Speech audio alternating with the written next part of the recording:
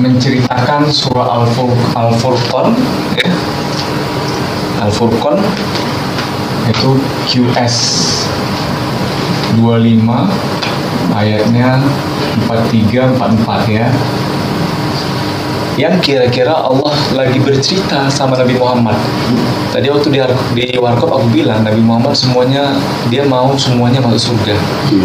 Maka Allah memberikan konteks percakapan ini supaya bisa disaksikan oleh manusia, ya. Maka materi kita yang terhijabnya manusia ini menceritakan tentang percakapan antara Tuhan dengan kekasihnya yang punya keinginan. Allah kan Maha tahu, ya, sehingga dia tahu bahwa Nabi Muhammad pengen semuanya masuk surga, semuanya bisa dia bela, ya. Nah, sebelum kita masuk ke dalam pembahasan percakapan ini, maka mari kita koneksikan dengan surah-surah lain atau ayat lain yang terkait dengan ini. Ini terkait dengan ghairil maghdub sama waladhdallin ayat 7.2 dan 3. Juga bersesuaian dengan surah Wattin wazaitun wa turi sin wa hadzal baladil amin. Sungguh ya, khalaqnal insana, manusia dibuat dengan sebaik-baik bentuk. Itulah dia usia 0 dan 5. Maka tidak ada satu manusia pun yang luput dari ini. Artinya semuanya pernah masuk kepada sebaik-baik bentuk. Ini masih terjadi mekanisme otomatik di dalam diri, sebagaimana mekanisme jantung yang tidak diperintah siapapun kecuali Allah, di mana Allah telah menetapkan jantung siapapun akan bekerja dengan otomatis. Nah, di poin surah Wattin itu disebutkan Tsummarodadnahu, ya kan? Maka Allah dengan sengaja meletakkan manusia pada posisi yang lebih rendah dan bahkan lebih buruk lagi, diceritakan dalam percakapan ini kan. Nah, inilah kira-kira melewati 5 ini ya mengarah kepada 11. Maka di sini adalah tergantung dari pengaruh siapa yang paling besar di dalam kehidupan seorang tadi. Berarti ini kan kurang dari 11 tahun ya. Ini di atas 5 tahun. Berarti 5 tahun sekian bulan dan seterusnya. Pengaruh inilah yang secara mayoritas Allah dengan sengaja meletakkan manusia pada posisi yang rendah, bahkan lebih buruk lagi. Karena apa? Karena kodenya adalah lam. Kodenya adalah lam, ya? La, tiada. Ini. Karena ketiadaan pada diri manusia, karena manusia kurang berpikir, sehingga sering disindir Allah tidak berpikir dan tidak berakal. Apa yang tidak dipikirkan atau tidak diperhatikan oleh manusia, yaitu situasi yang Allah letakkan tiada, bahwa manusia itu tiada aslinya. Sebagaimana cita-cita kita yang lalu, bahwa yang selain aku adalah tiada, tapi aku berkehendak ya mengadakan yang tiada ini, atau menjadikan yang tiada ini menjadi ada, ya. Inilah titik yang sangat urgen atau sangat genting bagi seorang manusia. Kalau pengaruhnya adalah sesuatu yang membuat dia tidak menyadari ketiadaannya, maka menjadi su'ul khotimah lah untuk seterusnya. Jadi kan fasenya cuma ada 3 sebenarnya. Di fase 1, di fase 2, ini fase 3. Berawal dari si ihsan dulu. Sisi keimanannya akan dipengaruhi di sini melalui pikirannya. Pikirannya diambil dari data yang dikumpulkan oleh mata dan telinga. Maka nanti bagaimana dia berproses di sini, apakah masih bisa ihsan? Maka di sini diletakkan hukum-hukumnya. Akan dihukumi oleh seorang manusia bertahap. 11 tahun berapa bulan, dihitung sampai full. Di usia 22 tahun ini kira-kira udah full ya, udah dihukumi bulat dia hingga akhir hayatnya, kira-kira seperti itu. Fasenya seperti ini. Nah, fase keempat ini 22 ke atas penentu su'ul atau husnul. Kalau di sininya buruk ya nggak usah cerita husnul di depan, nggak mungkin gitu ya. Kalaupun mungkin, hanya pertolongan dan kasih sayang Allah lah yang tentunya pasti ada penyebabnya, dan itu juga nggak mudah mendapatkannya ya, kira-kira gitu. Nah, kita balik kepada kisah ini bahwa Allah bilang ke kekasihnya ya Muhammad SAW ya, bahwa sungguh manusia itu terhijab, kira-kira gitu kata Allah dalam bahasa sederhananya. Apa kau mau membela mereka? Apakah kau mau mereka masuk semuanya ke dalam surga, ke dalam kasih sayangku di hari akhir nanti? Karena kasih sayangku sudah kuberikan di dunia. Kalau di akhirat tergantung bagaimana mereka meresponnya. Sementara keadaan mereka yang sebenarnya adalah, ini dijelaskan di ayat keduanya, mereka seolah mendengar dan memahami, padahal kenyataannya mereka seperti binatang ternak. Atau binatang ternak ini masih enak tuh ngasih contoh ini. Binatang ternak itu artinya kan masih baik kan, lembu, ayam, kambing, buas. Nah, belum dibilangin kan, dibilangnya bahkan lebih buruk. Nah, ini lebih buruk nih udah anjing ke babi dan binatang buas lainnya. Jadi waktu masih binatang ternak, inilah orang Islam yang masih mau belajar dan niatnya memang kepada Allah. Tapi kan itu sangat sulit mencari orang yang mengaku muslim yang memang mau belajar tentang Tuhan. Itu sulit sekali, bahkan mayoritas lebih memilih asfala safilin, lebih buruk dari binatang ternak. Apa artinya? Artinya Allah bilang ke kekasihnya, gak bisa semuanya mau kau selamatkan ya Muhammad. Bukan karena tidak kuperbolehkan kata Allah, tapi mereka memilih untuk tidak menggunakan akalnya, otaknya. Padahal semua kuberi kesempatan yang sama, gitu kata Allah. Sama kesempatannya kuberi, petunjuk-petunjuk kudatangkan. Dari 24 Nabi Rasul sampai Nabi Muhammad kan dapat petunjuk-petunjuk. Tapi ya sama aja, kira-kira gitu ya. Nah, ini adalah mayoritas, dan surah ini bersesuaian dengan surah Wal Asr ya. Wal Asr. Maka ketika disebut Allah di dalam surah Watin tadi, illal ladzina amanu wa amilus sholihat, nah orang-orang terfokus kepada amanu, amilus sholihat. Mereka nggak melihat ada waw, ada si penghubung, bahwa tidak mungkin orang bisa beriman terus-menerus karena iman pertama adalah dari akal yang hanya bersumber dari perasaan, jika tidak ada yang menghubungkan dengan ibadah-ibadah yang bisa membuka rahasia iman tadi. Maka mereka hanya berfokus pada iman. Aku percaya kok, oke. Apakah kalimat itu benar? Hanya harus ya dipikirkan ya. Karena yang akan membenarkan pernyataan orang-orang siapapun itu yang mengaku muslim akan ditentukan sama amilus sholihat, ibadah baik dia. Dan ibadah baik manusia itu kunciannya ada di sholat. Ada di sholat. Beriman tapi nggak kenal sama sholat, lah berarti bohong. Kira-kira gitu. Itu yang Allah maksud. Nah, ketika orang-orang nggak menyadari hal itu, maka nggak ada bedanya kafir sama muslim. Disebutkan di paragraf kedua bahwa keadaan orang kafir tidak jauh lebih buruk dari kebanyakan orang muslim, orang Islam yang mengaku Islam. Berarti sama aja. Maka judulnya terhijabnya manusia, bukan terhijabnya orang muslim, enggak. Karena ya sama aja, dia muslim atau tidak, ya sama. Karena polanya sama. Tidak berpikir, tidak berakal, ya. Itu sindiran itu berulang disebutkan Allah di dalam Al-Quran. Allah ucapkan itu, Allah sampaikan di dalam Al-Quran.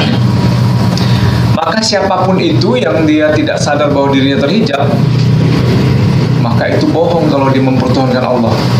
Bohong kalau ilahnya adalah Allah, itu bohong. Karena dia sendiri nggak sadar bahwa dirinya terhijab. Maka pertama kali yang perlu kita sadarkan pada diri bahwa kita itu terhijab semuanya, waladhdallin ya. Bahwa kita itu memang diposisikan Allah seperti itu, sebagaimana watin wazaitun. Laqad khalaqnal insana fi ahsani taqwim, dibuat sebaik mungkin dengan mekanisme otomatis sebagaimana jantung. Setelah melewati 5 tahun, maka mulai proses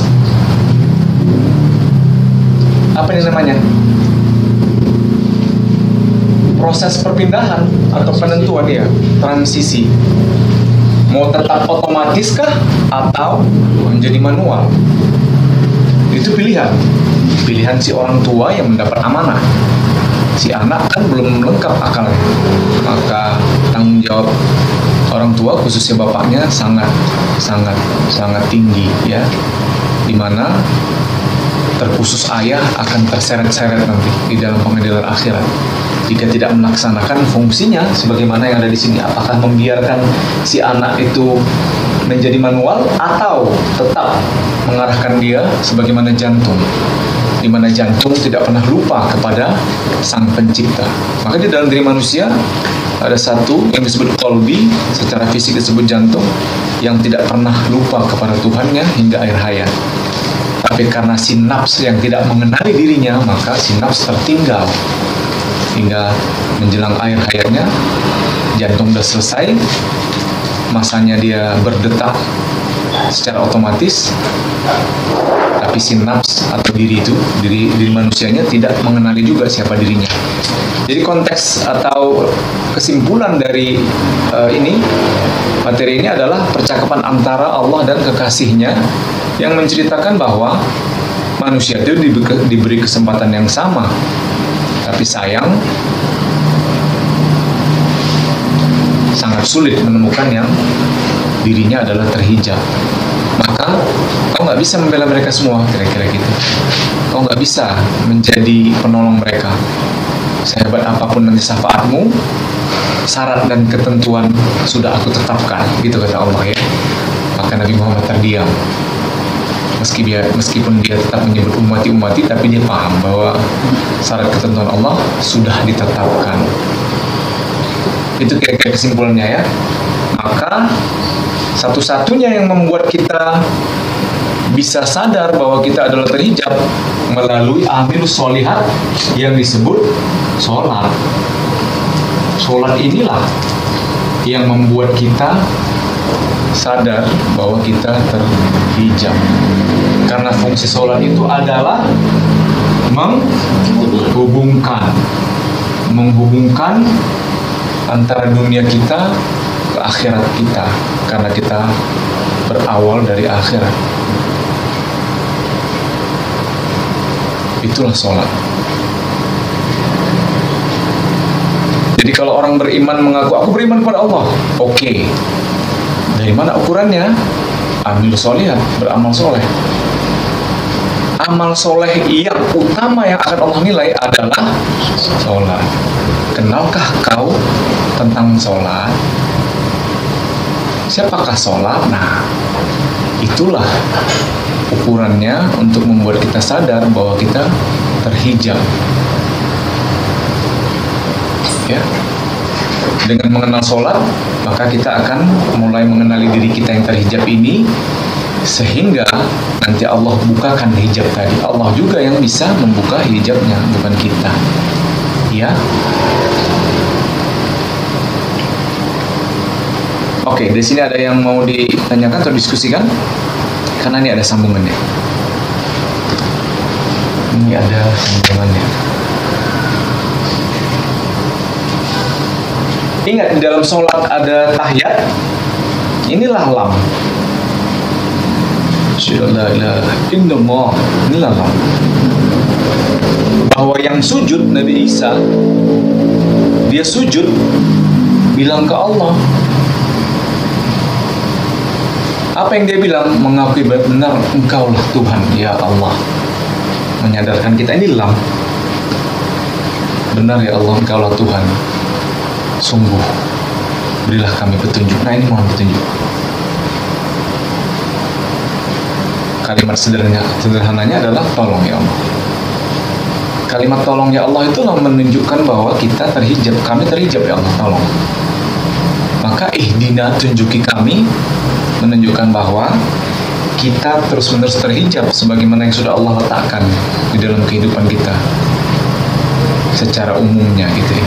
Maka otomatis yang ada pada jantung tidak terduplikasi dalam kehidupan kita. Ya. Dimana sholat ini sudah Allah tunjukkan pada jantung. Usia 0 ke 5 tahun, jantung bekerja tiada putus dan setiap orang terhubung kepada Allah tanpa dia mengusahakan dengan zikir, karena dia dari alam rahim. Maka tidak seorang anak pun yang lahir kecuali dia suci. Tidak ada anak haram ya, semua suci. Ngelewati 5 tahunan lah dia mulai mendapat pengaruh-pengaruh. Maka peran orang tuanya besar ada di sini. Dia tidak dilanjutkan oleh orang tuanya, maka akan terhijab terus-menerus. Nah, di sholat itu sudah digambarkan di posisi apa namanya posisinya? Tiros. Iya, di tiros. Ini posisi hari Kamis Nabi Muhammad SAW ya. Keseimbangan dan kesempurnaan. Maka posisi sujud itu adalah lengkap. Pada gerakan sujud ini, ingat dan tandailah bahwa kita perlu menekan seluruh jari kaki kita ketika sujud dan dahi kita bersamaan.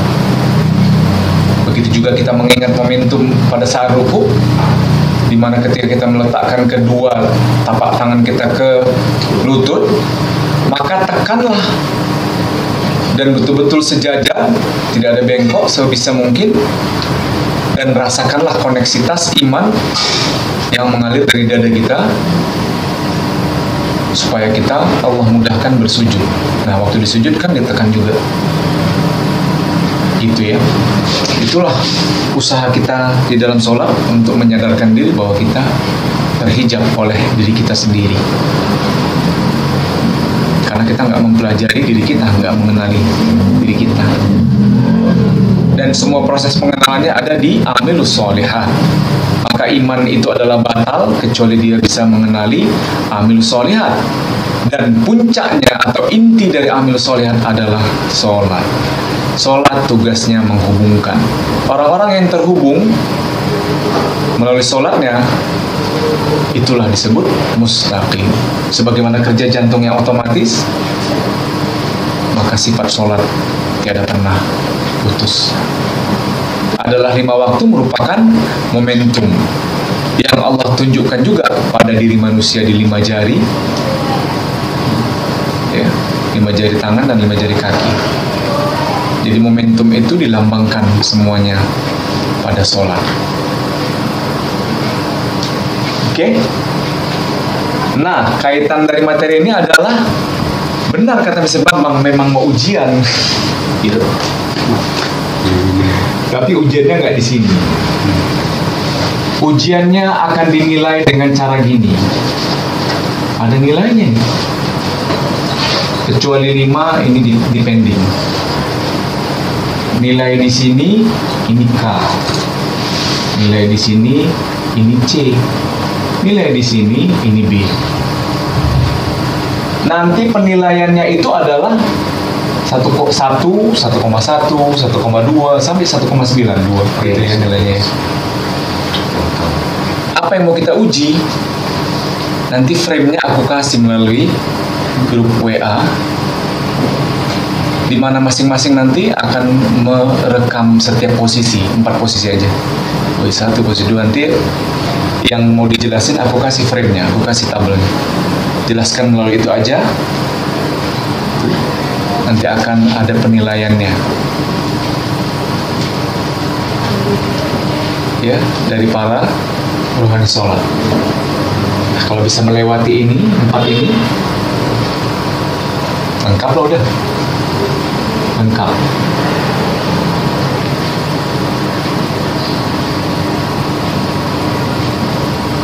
Penilaian tadi tidak mewajibkan mengulangi kalau udah merasa puas. Karena nggak akan kusarankan untuk mengulangi. Yang mau mengulangi adalah yang merasa belum pas, kurang cukup baik aja, dan nilai sini itu. Dan inilah yang akan menentukan kita pada area mana kita berada. Apakah pada area yang sudah tersadar bahwa kita terhijab, atau kita memang suka terhijab, maka kita terus-terusan di situ, ya. Nanti ada tabelnya yang lalu juga sebenarnya. Sesingkat dan sesederhana itu nanti yang dijelasin, ya.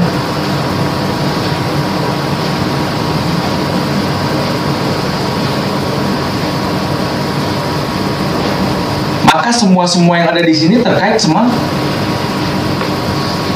hari Minggu, Senin, Selasa, Rabu, iya kan? Hari Minggu, Senin, Selasa, Rabu.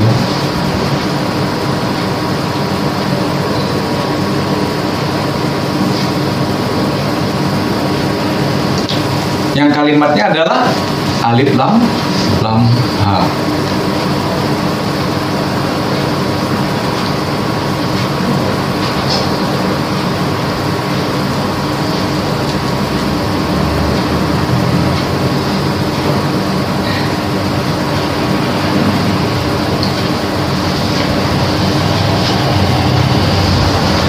Jadi masing-masing 1-4 nanti terpisah ya, terpisah.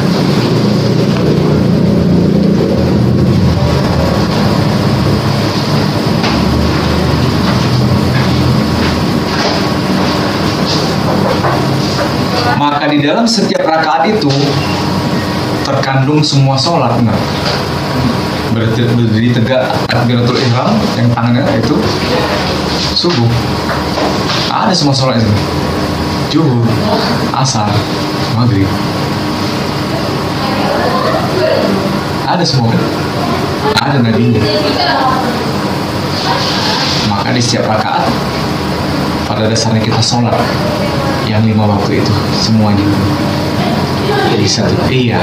disatukan jadi di setiap rakaat. Maka di setiap sholat kita ada subuhnya, ada zuhurnya, ada asarnya, ada maghribnya, ada isanya. Di setiap rakaat loh. Terus itu diulang-ulang.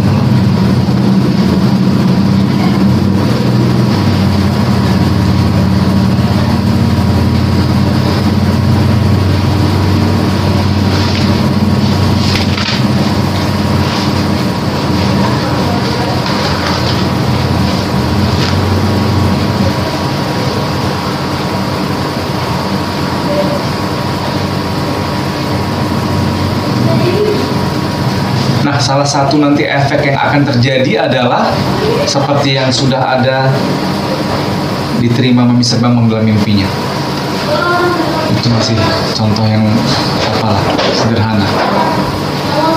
Maka kalau dibilang kal an'am seperti binatang ternak, binatang itu ayam, lembu, kambing, unta. Tapi kalau udah lebih buruk dari itu, kayak gitu. Anjing lah kira-kira yang mayoritas ada pada manusia. Mau babi lebih parah lagi.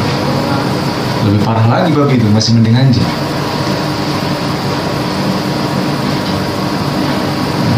Kalau nggak salah di dalam hadis tertentu ya dicontohkan bahwa manusia anjing, bangkai adalah dunia ini. Maka anjing berebutan bangkai-bangkai tadi. Ada tuh ya kisahnya nggak salah ya. Gitu kira-kira. Berarti binatang ternak pun belum masuk ya? Iya, tadi dibilang di ayat itu kan, bahkan lebih buruk. Itu Tuhan yang ngomong, bilang kan Nabi Muhammad. Yang mau kau bela itu binatang ternak, bahkan lebih buruk. Cocok itu, kan kira-kira gitu kalau dalam bahasa ini ya, orang yang dekat. Kau mau bela orang itu? Coba lihat itu. Beragama, mereka taklid ikut aja, kan binatang ternak, gitu, ya kan, kalau kambing, ikut aja kan, taklid. Itu yang mau kau bela. Ada yang buruk lagi ditunjukkan Tuhan, tengok tuh, menggonggong dia, menggonggong tuh menyala, tahunya apa? Menghukumi orang, sesat tuh, haram itu, gini. Nah itu ahli agama keanjingannya paling mengerikan, sangat-sangat anjing. Tinggi. Karena dia menggonggongnya orang susah tuh, neraka kau.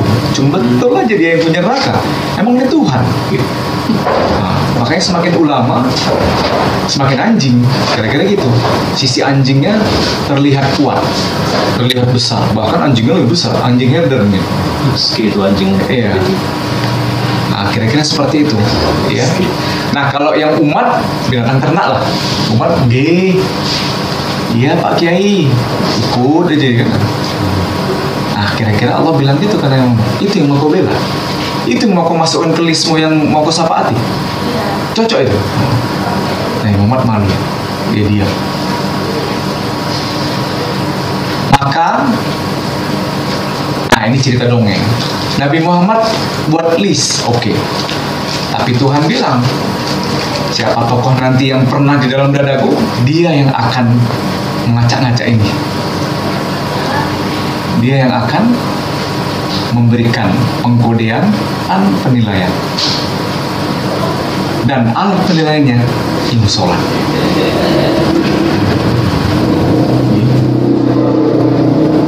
Karena ilmunya langsung memang ilmu Tuhan semua, Muhammad nggak bisa ngomong. Gitu ya.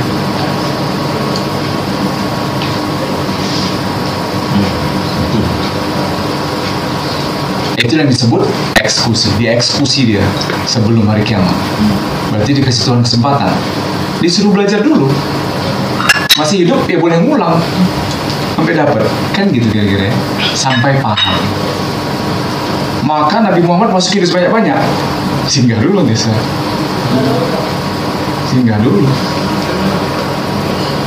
Gitu.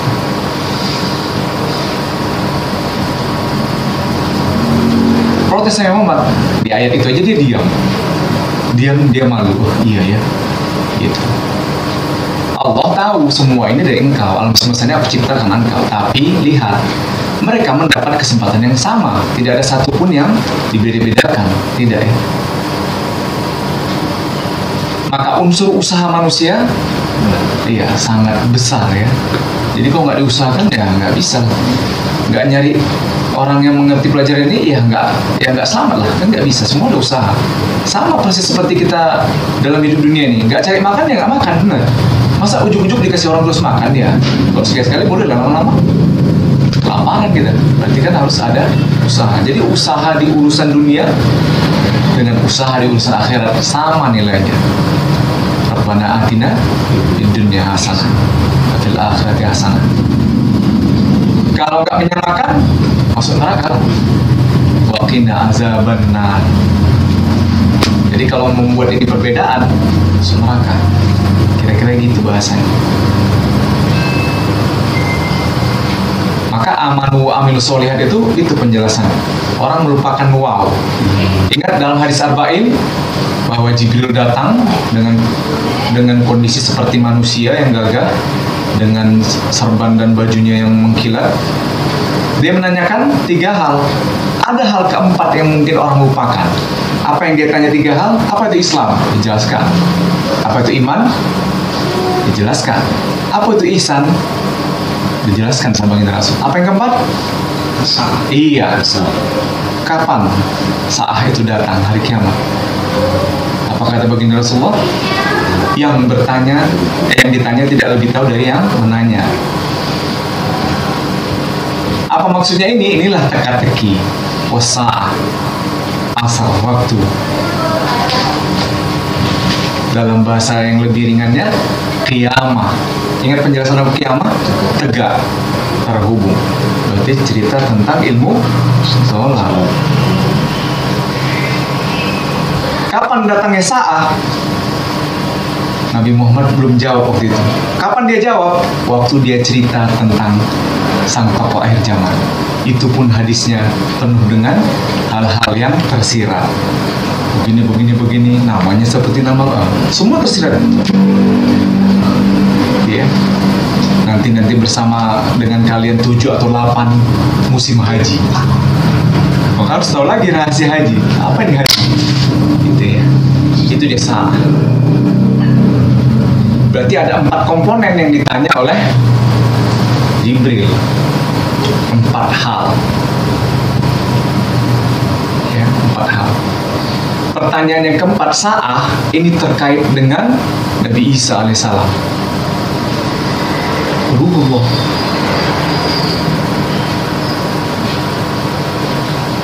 Gitu. Jadi jantungnya dalam gerakan sholatnya apa? Nabi Isa sujud. Maka harus paksa diri kita untuk sujud supaya sadar bahwa kita terhijab. Sujud adalah bentuk kelakuan yang bersesuaian dengan tolong ya Allah, kami terhijab, tolong ya Allah. Itu doanya. Jadi sujud itu sama dengan bismillah, tolong ya Allah, kami adalah orang-orang terhijab, kami orang merugi ya Allah. Bersesuaian dengan doa Nabi Adam, Rabbana zolamna, kami zalim ya Allah, tolong ya Allah. Hanya Allah lah yang bisa membuka hijab tadi. Ya, kira-kira seperti itu ya. Maka semuanya terpusat pada sholat. Ini sholat.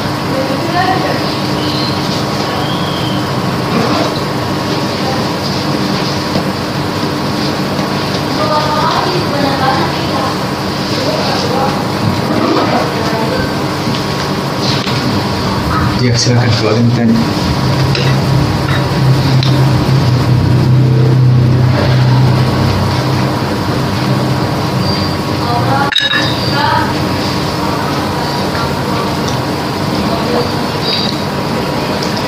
Berdasarkan penjelasan ini, ternyata su'ul khotimah itu bisa dicapai secara logika. Benar.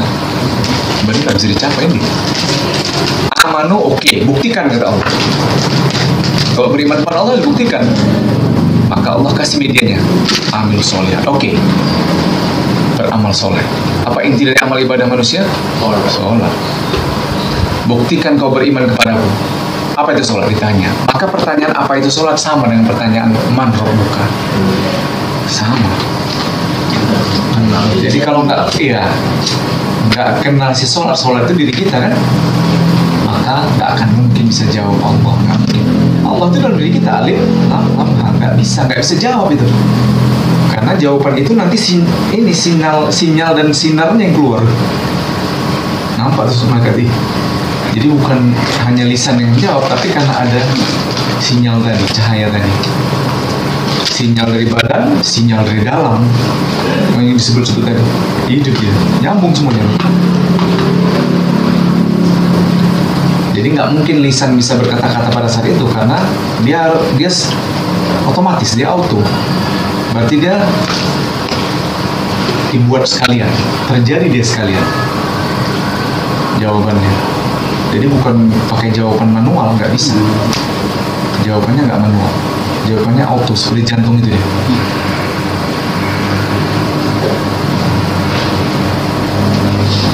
Maka ya di mengaktifasi fitur-fitur yang sudah dikasih. Iya, betul. Supaya banyak otomatis. Makanya para nabi rasul wali-wali nggak sempat ditanya karena udah hidup dia tuh, nampak mereka itu sujud. Nggak sempat ditanya, mana bertanya, orang hidup nampak. Udah menjawab, langsung menjawab dan terhubung gitu. Udah menjawab, terhubung lah. Jadi nggak sempat ditanya. Mudah-mudahan kita bisa sampai ke situ, ke titik yang malaikat itu belum jawab, kita belum nanya, kita udah jawab. Dia auto. Kalau di hidup udah auto ya pada saat mati udah pasti auto lah, nggak mungkin nggak. Karena akan terbawa dari hidup. Itulah husnul khotimah, auto. Husnul khotimah itu ya jantung. Ya. Jadi kalau nggak mengikuti mekanisme jantung, nggak mungkin husnul khotimah. Ingat di dalam jantung ada 4 bilik. Ya sama itu dia juga.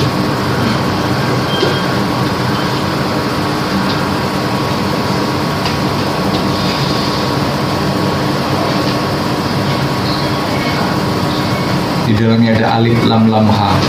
Kita yang menghidupkan usaha kita. Jadi kan kita harus usaha. Nanti Allah bantu.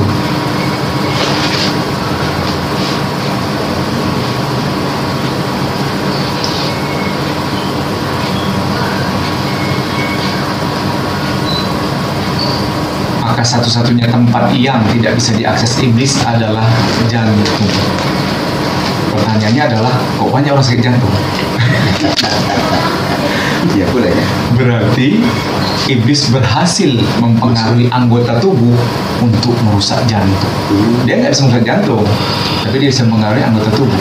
Karena iblis bisa mengakses pembuluh darah manapun Pak, di mata, di hidung, ada semua pembuluh darah ada. Dia bisa mengakses. Berarti dia bisa mengaruhi semua, kecuali jantung. Jantung dia nggak bisa.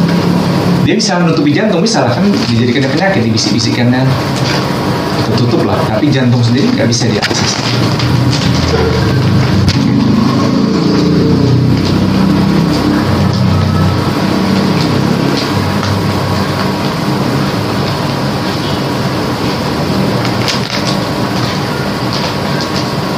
Pusat di dalam diri manusia yang disebut nafs adalah jantung. Pusat di dalam diri manusia yang kita sebut badan atau jasad adalah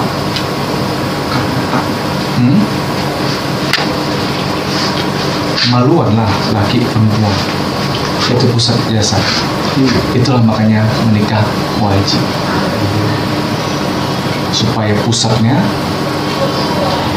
bisa merasai puncak dan membandingkan puncak yang ada pada kolbi atau jantung.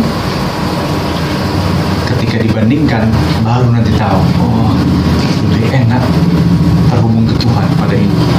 Itu makanya dalam urusan bertuhan perlu ada pembimbing supaya bisa seimbang dunia dan akhirat. Ini kalau ini kan nggak mau kawin nih, tapi kan itu melanggar sunnah. Allah udah tetapkan harus mengenali dia melalui kasih bandingnya nanti. Di situ terjadi keseimbangan karena dibandingkan Furqan, ketika dibandingkan nggak boleh condong salah satu, nggak boleh. Mau bernikah nggak boleh, tapi ini kecenderungannya masuk kalau nanti dibiarkan. Itu makanya perlu ada guru. Ngomongnya cenderung nanti kalah ini Pak, kalah urusan sama perempuan, kalah. Tapi Tuhan nggak mau itu. Tuhan tidak meridhoi yang seperti itu.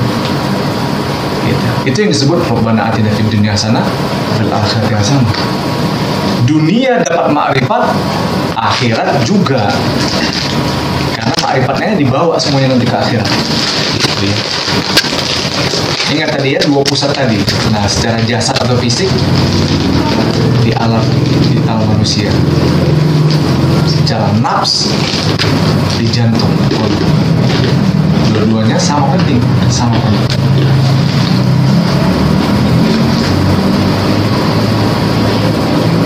Makanya disebut hablum minan nas, hablum minallah. Kan sama itu. Sama, nggak boleh beda.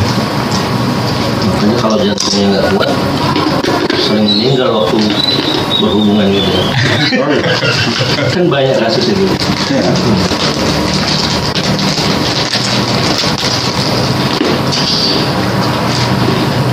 Nah, itulah ilmu sholat terkait dengan dua hal itu.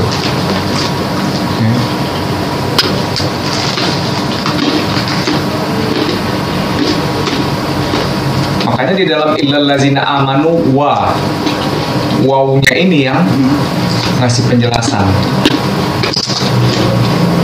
Wow itu kan segitiga kan, rohnya inilah pertanyaan sa'ah. Kapan si sa'ah itu datang? Kapan si ilmu kiamat itu datang? Gitu pertanyaannya Jibril. Ketika itu Nabi Muhammad belum menjawab itu karena dia belum mengakses sampai ke sana gitu. Dan dia menjawabnya di bab tentang akhir zaman. Itu dia jawab itu. Pertanyaan yang diajukan oleh Jibril. Oh Masa'ah, kapan datang si Sa'ah ini? Nah, jawaban yang disampaikan baginda Rasulullah pun penuh dengan abstraksi, tersirat. Saking tersiratnya, dia langsung menyatakan tandanya seperti tandaku. Nah ini kan ada apa ini gitu? Kok bisa sama? Padahal Nabi terakhir hanya satu, kan gitu? Banyak hal-hal yang tersirat di sini, yang betul-betul abstrak.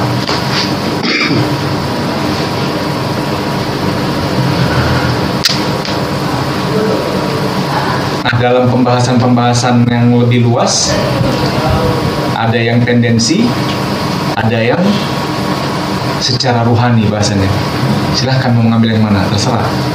Secara tendensi jelas, wajib orang Arab, wajib di Madinah.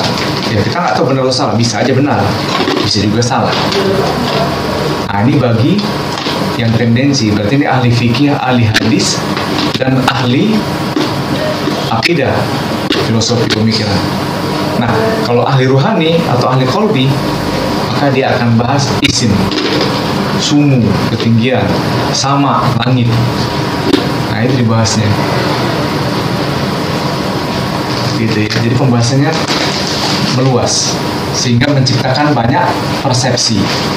Meskipun kalau dikerucutkan ada dua persepsi di dalam hadis tentang akhir zaman yang terkait sama sa'ah tadi. Jadi Nabi Muhammad SAW menjawab di situ apa yang dulu ditanyakan oleh Jibril tentang akhir zaman itu kan di akhir-akhir, di terakhir-terakhir. Sedangkan yang pertanyaan yang tentang Islam, iman, ihsan dan sa'ah itu kan itu di awal-awal dia. Nah, bersama para sahabat lagi cerita gitu. Dijawab juga sama Rasulullah.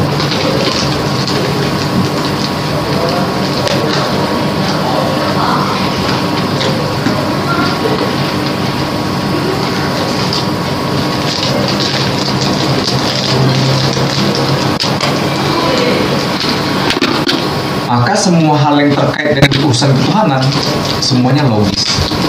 Disitulah Allah menyindir, apakah kau tidak berpikir, apakah kau tidak berakal. Kenapa logis? Ya ini sholat, ilmunya logis, ilmunya kita lakukan, ada teorinya, ada makna rahasia di dalamnya. Di dalam rakaat itu ada posisi-posisinya yang melambangkan sholat-sholat itu juga, melambangkan hari-hari itu juga. Saat, waktu, Allah sang maha waktu. Maka pengertian saat itu luas. Kiamat ya kan? Waktu itu sendiri iya. Nah di dalam waktu itu udah kita pelajari bahwa bosnya adalah Jumat. Keluarlah surah Jumu'ah. Mulai dicipta alam semesta hari Jumat, kiamat pun hari Jumat. Makanya kalau ditanya sa'ah, banyak jawabannya. Sa'ah, waktu, oke.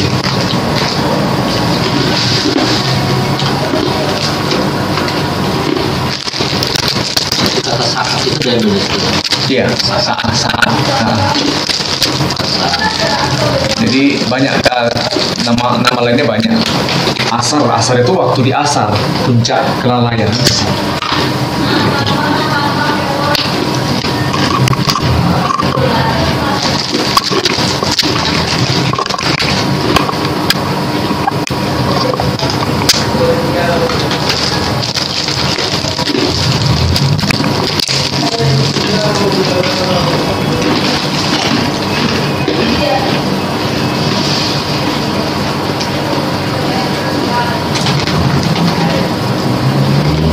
Jadi kita bisa lihat tingkat Nabi Muhammad SAW pun secara tersirat Allah larang membela semuanya.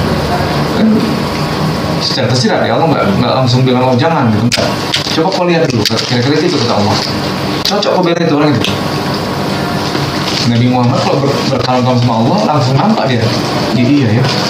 Nah kayak binatang ternak ikut aja. Kau bilang A ikut, kau bilang B ikut, mikir nggak dia? Gitu bahasa ininya ya. Mikir nggak dia? Dipakai nggak otaknya?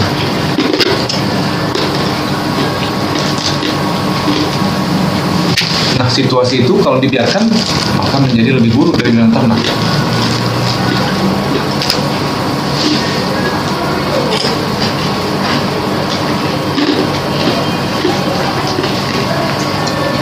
Luas.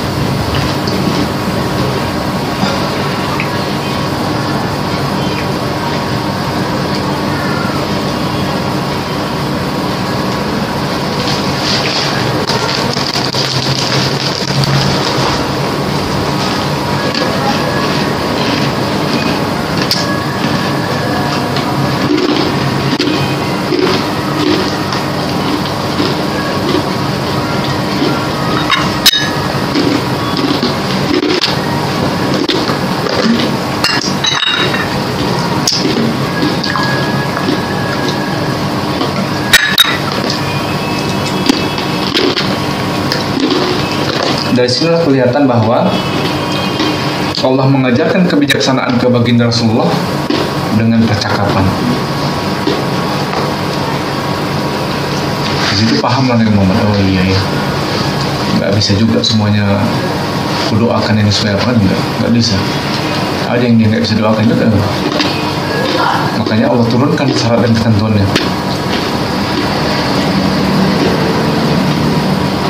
Adil Tuhan kan? Adil lah kalau dari sini. Apa artinya? Ilmu sholat ini memang akan dibuka dan disebarkan.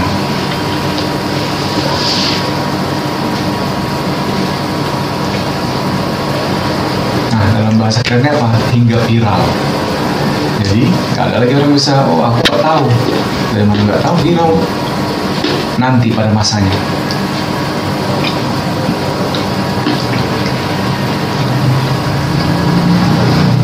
Nah, semua teknologi yang ada di alam semesta ini ya dari konsep ini,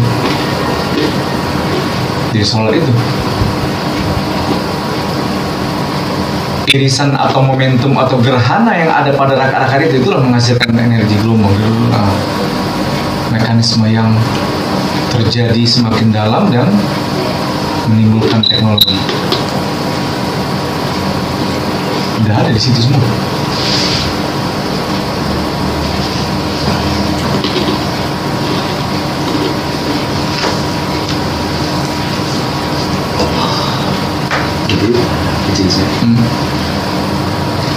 Ketika percakapan itu tentang soal pro kontra ini, tentu kan kita tahu Rasulullah tentang umat yang mau dibelanya. Jadi ketika itu muncul kan masih itu juga ini umat ini. Iya. Apakah termasuk bagian dari yang dia mohonkan kepada Allah atau permintaan dia kepada orang yang tinggal? Ya itu permohonan kepada Allah. Allah mengabulkan iya dengan memenuhi syarat dan ketentuan. Allah jawab iya, kata Allah iya. Tapi ada syarat ketentuan lah, enak-enak aja enggak lah ketentuan. Apa urusan kegunaan dia kuturunkan di dunia manusia kalau nggak pakai syarat, mau enak-enak aja ya nggak bisa. Ngapain dia jadi selama hidup? Gitu. Jadi Allah bukan menolak, tapi Allah memberikan sisi logikanya. Lah, lo mau dapat uang 100 miliar, lo duduk-duduk, ya nggak bisa lah. Cuma caranya kita duduk-duduk udah 100 miliar. Gitu bahasanya kan. Bahasa sederhananya. Masa tiba-tiba orang ngasih aja? Kalau ngasih 100 ribu masih wajar. 100 miliar mau ngasih? Nggak mungkin.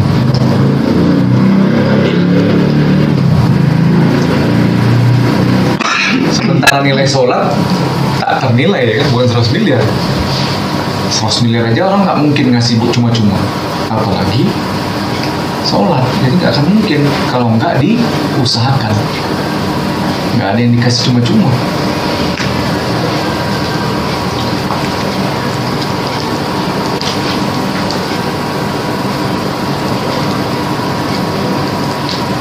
Nah, dalam konteks penilaian ini ya banyak-banyak diskusi lah, khususnya Pak Yusni ke kawan-kawan. Karena yang diperlukan itu adalah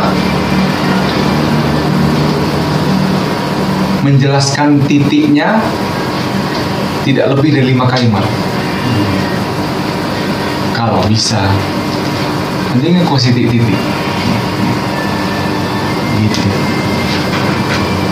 Jadi bukan banyaknya materi, tapi kuncian-kuncian dari materi itu yang perlu kita ceritakan. Contohnya gimana? Kan udah kita apakan? Udah ada di tabel itu, kira-kira gitu. Jadi menceritakan yang tabel itu sih sebenarnya. Tapi nanti aku kasih ininya lah. Iya. Ketika disebut sebagai hilat posisi 1, maka yang perlu dijelaskan itu adalah posisinya dulu yang pertama kan. Kan semangat ada disebutkan, nah gitu aja. Namanya dulu. Iya.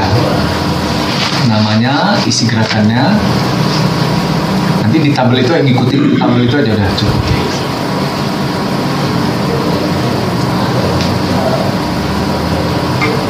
Nah, momentum ketika kita melakukan sholat itu yang perlu dikenang supaya waktu jelaskan terlibat khayali kita. Kalau itu nggak dilibatkan, nggak masuk. Jadi khayali kita yang harus diikutkan. Waktu kita sholat kita tahu ini rakaat pertama. Waktu gerakan pertama, ini subuh, ini si Adam, hari Minggu. Memahamkan itu sih sebenarnya.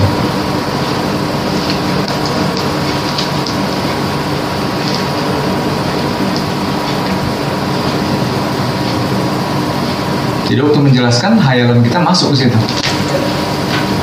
Gitu ya.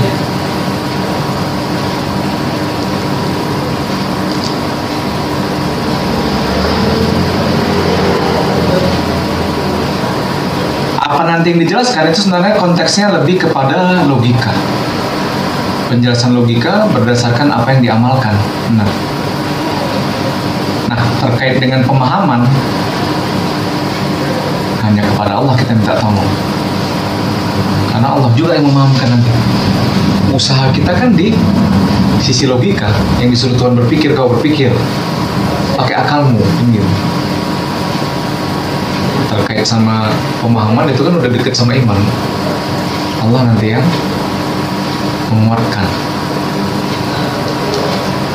Gitu. Apa sih sebenarnya tujuan ini ujian? Apa kira-kira tujuannya kita ujian? Pasti kan Tuhan ada misinya, makanya disuruh ujian. Apa bisa Bambang? Tujuannya penilaian ini? Ya, tentunya untuk pemahaman agar bisa disampaikan lagi. Oke, bisa itu. Sebagai apa? Tujuan penilaian ini? Masanya sudah sampai. Menyampaikan. Pak Isni? Sama. Pertama memahami dulu. Yang kedua bisa mempraktekannya. Yang ketiga sebagai penyampai. Nah, itulah yang dikerjakan. Tapi inti dari ini semuanya, sebelum aku sampaikan, aku tanya dulu. Kira-kira kalau mau direkrut Tuhan jadi agen, mau nggak? Mau sih. Nah, Tuhan lagi mau merekrut nih. Tuhan lagi mau merekrut. Setelah aku direkrut beberapa bulan yang lalu dengan Tuhan, aku ketawa-tawa. Jadi kita mau jadi pegawainya Tuhan langsung. Jangan tanya gajinya. Tuhan meliputi seluruh alam, payah. Jangan ditanya. Pasti lebih luas dari yang kita dapat sehari-hari. Nah, Tuhan lagi mau merekrut untuk melakukan yang tadi, menyampaikan. Tuhan lagi mau merekrut. Itu tujuannya penilaian. Rekrutmen ada penilaian kan? Kalau nggak orang mungkin terima-terima aja. Itu. Fit and proper test. Untuk jadi agen ya. Itu tujuannya. Oh iya kemarin saya udah 2 bulan yang lalu. Udah 2 bulan yang lalu. Apa itu? Rekrutan itu. Masih baru. Enggak, kalau aku sendiri sih sudah lama-lama, tapi diterima tuh maksudnya gini, dikasih jabatan lah. Nah, nggak usah aku bilang jabatannya, tapi jabatan duniawi, seperti perusahaan, seperti PT lah, ini jabatanmu, rekrut gitu ya. Apa ini? Gue bilang.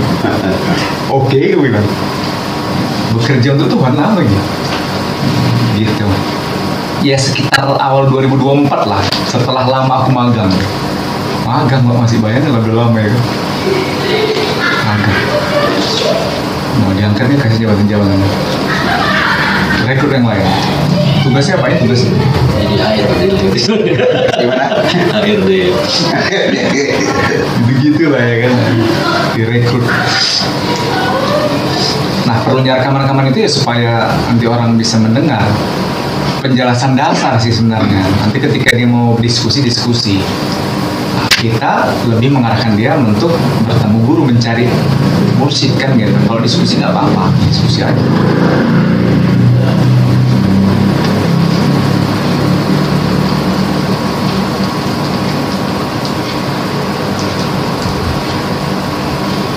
Kalau secara hadis nafs itu kan ada 4, tapi ada juga yang membaginya 7 atau berapa. 4 itu amarah, lawamah, mulhamah, mutmainnah. 4. Ada yang membaginya lebih banyak, itu ya terserah gitu. Tapi kira-kira 4 ini pun udah cukup. Karena dari amarah sendiri, nah itulah nanti menjadikan kalau dia buruk, binatang ternak bahkan bisa jadi lebih berat lagi ya, lebih rendah lagi. Itu dari amarah. Panda lah ya. Jangan anjing panda. Amat panda. Mas nggak turun tidur, maksudnya berubah panda. Ini kungfu panda.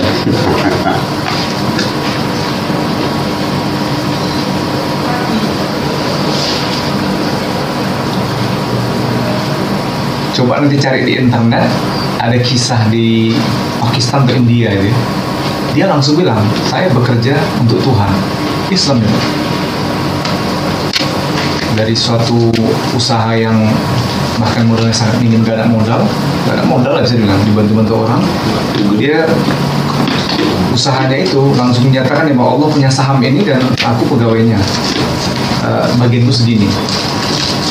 Tugas dia tuh kayak jadi apa tuh, menyalurkan sesuatu, ada kisahnya dan dikenang sampai saat ini. Jadi besar dia perusahaan, besar, dan dia nggak mikir dia dapat apa, karena dari awal pun nggak ada diharapkan duit itu. Profit. Iya, dia membagikan modal kerja, berkembang dan nggak ada dia minta bagian. Penting dibalikkan, kasihnya lagi yang lain. Dan di awal dia langsung menyatakan saya bekerja untuk Tuhan. Ada tuh kisahnya.